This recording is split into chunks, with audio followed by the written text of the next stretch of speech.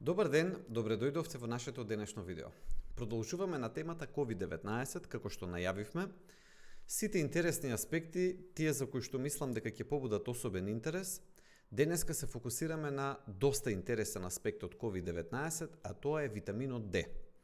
Многу пати досега веројатно сте чуле дека витаминот D на еден или на друг начин има влијание. Јас денеска одбрав неколку научни студии кои што јасно укажуваат на тоа дека витаминот D има свое место во третманот на COVID-19, важен е и во моментот на превенција, односно како ќе биде стекнат, дали ќе биде стекнат, кои ќе бидат исходите, тоа ќе го прикажеме преку научни студии. Значи, ако треба за денеска сосема накратко да го кажам планот на тоа што денеска ќе го зборуваме, витамин D и COVID-19, прво краток вовед за витаминот D како имуномодулатор и овие три научни студии кои што ќе имаат избрани научни студии чии што заклучоци од прилика одат вака. Прво, намалување на сериозноста на COVID-19, се разбира ова е значи со влијание на доволни нивоа на витамин D. Втората студија која што ќе зборува во наводници е ставено бидејќи се цитати од самите студии, пониско ниво кај хоспитализирани, ќе објасниме што значи тоа, и трето ќе објасниме дека терапија со витамин D побрзо чистење на вирусот и намалено згручување, одиме едно по едно. Тоа што прво е интересно да се каже и да се зборува е ова, витаминот D како имуномодулатор. Многу пати досега ние сме го зборувале витаминот D, не е новост. Витаминот D се испоставува дека има многу нови функции, стари, ама ние мислиме дека се нови, и не сме ги знаеле. И иако во главата ни е дека витаминот D е поврзан со коските и дека тука некаде со калциумот и тука некаде завршува неговата улога, се испоставува дека не е така, дека листата на функциите на витаминот D е многу долга, а може би една од клучните е токму неговото влијание кај имунитетот. И затоа го добива тој наслов имуномодулатор. Што значи тоа имуномодулатор? Тоа значи дека има капацитет да влијае на самиот имун систем, да го модулира. Односно, нашиот имун систем е премногу моќно оружје. Тоа може тоа треба да работи баш така како што на организмот му е потребно. Значи, ни премалку, ни премногу. Ако влезе премногу, тогаш може да направи голема белја. И затоа треба нешто како што е витаминот D, кој што учествува во таа така наречена имуномодулација.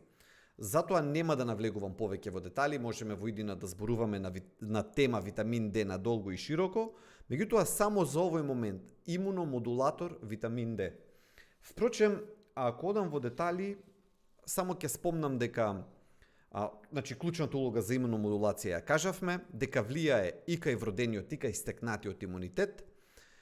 Ова е премногу медицинско звучи, супресија на превисоки нивоа на проинфламаторни цитокини. Намерно го оставив, бидејќи зборот цитокини ќе го препознаете. Релевантно е со COVID-19, поврзано е. Зошто? Бидејќи како што веќе сигурно сте го чуле терминот цитокинска бура, се испоставува дека токму таа пребурна реакција на имуниот систем или евеги цитокините од таа така наречена цитокинска бура се тие кои што може да направат доста голем проблем за нашето здравје во случајот на COVID-19. И еве таа улога на супресија на превисоките нивоа на цитокините кои што поттикнуваат воспаление во нашето тело. И уште едно нешто одвоив од многуте работи поврзани со имуномодулацијскиот капацитет на витаминот D, регулирање на експресија на AC2 рецептори. Кој читал малку повеќе за COVID-19 и следел, ќе знае дека AC2 рецепторите се впрочем токму тие кои што му требаат на вирусот кога ќе дојде во нашето тело да направи продор во клетката. Значи, продорот во клетката се случува токму преку овие AC2 рецептори и сега улогата не ни е до крај јасна, се разбира премногу рано, меѓутоа регулирањето на таа експресија, велиме медицински, на AC2 рецепторите, и таму очигледно витаминот D има некакво влијание.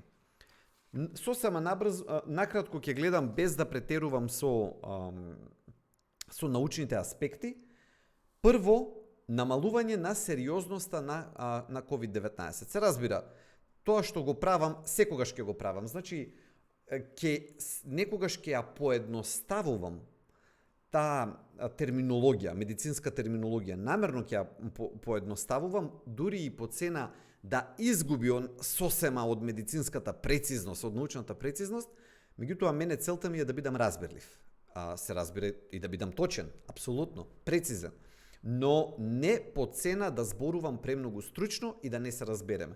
Така што намалување на сериозноста на COVID-19 е една од првите заклучоци кои што ни студии се докажа. Името на студијата еве го оставам во целост, ќе биде доли во делот во коментарите под самото видео. Тоа е ефектот на калцифедиолот во однос на колку пациенти ќе завршат на интензивна нега. Сосема накратко ќе ја објаснам ова структурата на оваа студија. Вели 50 пациенти третирани со калцифедиол. Тоа е последниот од ланецот на обработки на витаминот D3. Да не навлегувам сега во детали, да не ве збунам, меѓутоа последната, таа што физиолошки ја врши функцијата во нашето тело, тоа е оваа верзија и затоа таа била дадена. Калцифедиол, значи тоа е таа варијанта на витаминот D која што оди низ нашето тело и има улога.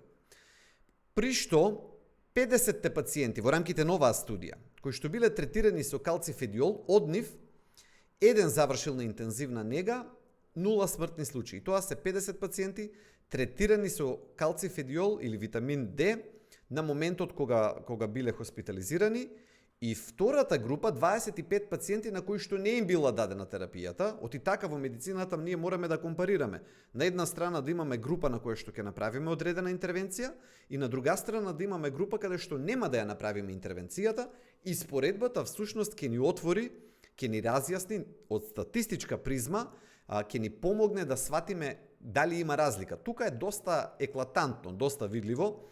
Тука дури половина од пациентите, 13 завршиле на интензивна нега од овие 26, значи 50%, а горе е 2% од пациентите завршиле на интензивна нега, тие кои што земале им бил даден витамин D, и за жал овде има и 2 смртни случаи, иако групата е доста помала, што значи дека до толку повеќе е по-веродостоен податокот. Сепак станува збор за релативно мала студија, меѓутоа е правена во клинички услови, е правена во Шпанија, објавена во респектабилен научен журнал, и на тој начин тоа е првиот доказ кој што го споделувам. Имено ако решам да објавувам вакви студии, јас би можел само темата на моите видеа, на овие кратки предавања, така ако сакаме да ги крстиме, може да биде само витамин D и COVID-19. Толку многу постојат научни студии што ми беше и не така лесно кои 3 да ги одвојам, кои да ги одберам,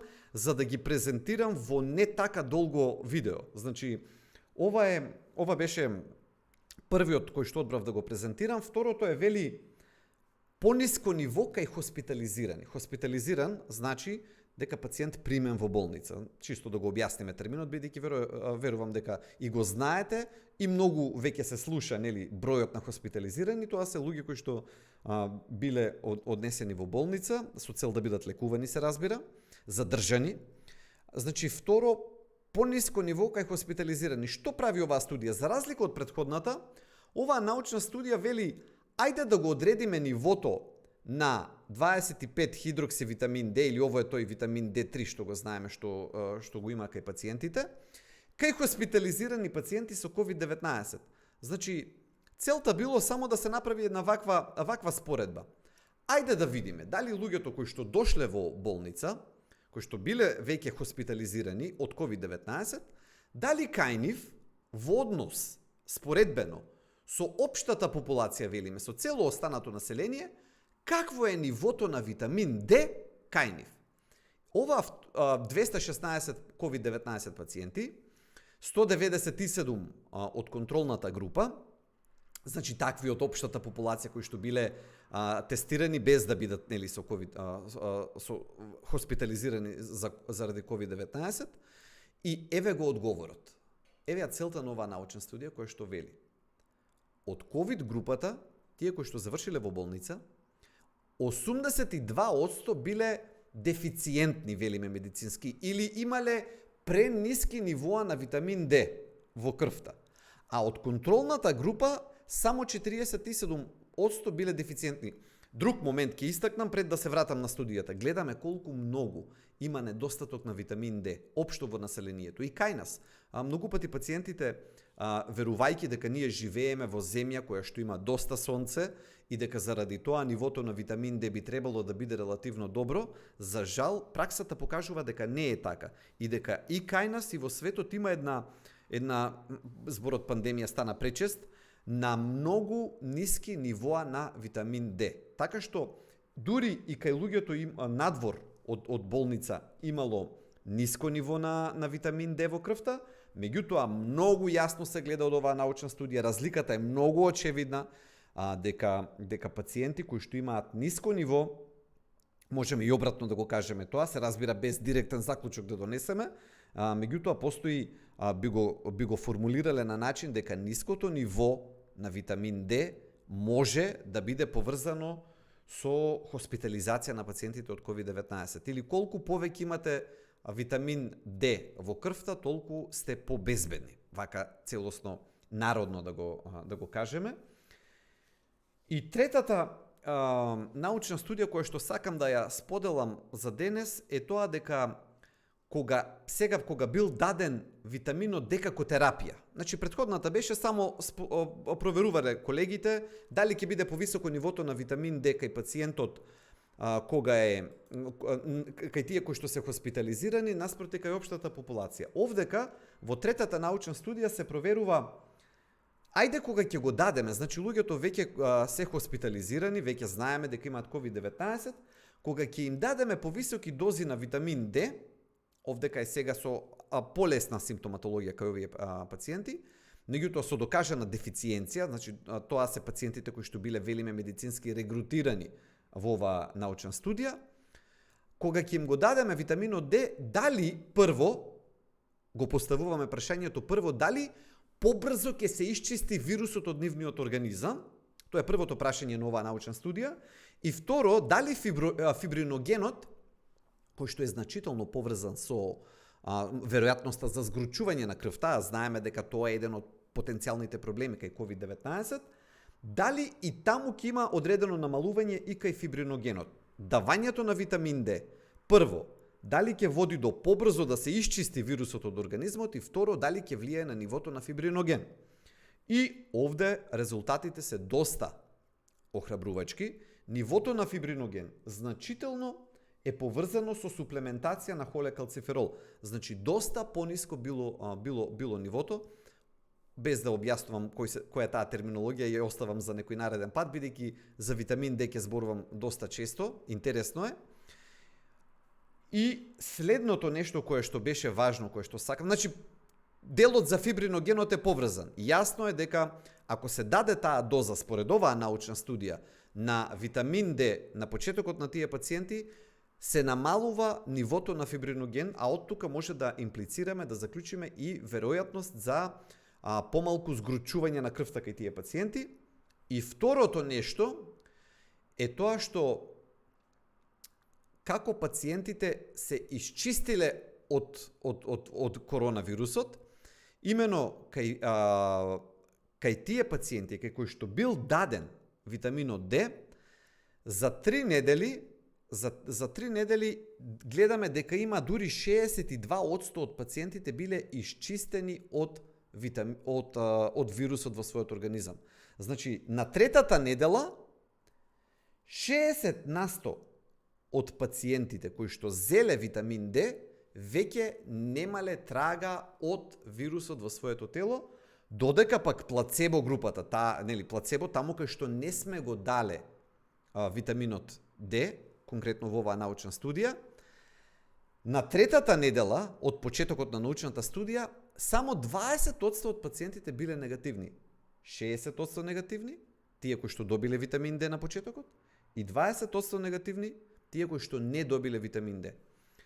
Одбрав научни студии кои што се распрснати од терапијата до веројатноста на влегување во хоспитални услови или хоспитализација, па се до каква е сериозноста на COVID-19, каква е сликата, и мислам дека добивме од овие 3 научни студии вака една доста добра представа за тоа на кај каде дува ветрот или колку е важен витаминот D во однос на COVID-19. Впрочем, јас ќе имам повторно видео на оваа тема, ќе ги опфатиме и дозите на витаминот D и тоа е доста интересно.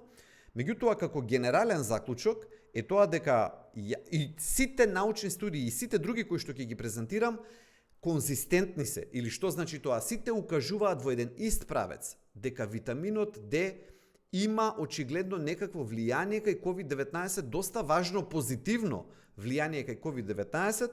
Витаминот D е ефтин, витаминот D може да се зема во физиолошки дози, ако имате било каква забуна, и ние ќе зборуваме, меѓутоа најдобро е секогаш кога станува збор за дози, за земање на терапија, тоа да го разговарате со својот лекар, со матичниот лекар или со тој колега кој што конкретно кај вас ја врши терапијата. Но како заклучок би кажал, витаминот D од денешното видео јасно е дека има сериозно позитивно влијание кај COVID-19. Се гледаме за неколку дена пак, продолжуваме да го разложуваме COVID-19 и сите битни аспекти од оваа пандемија. Поздрав!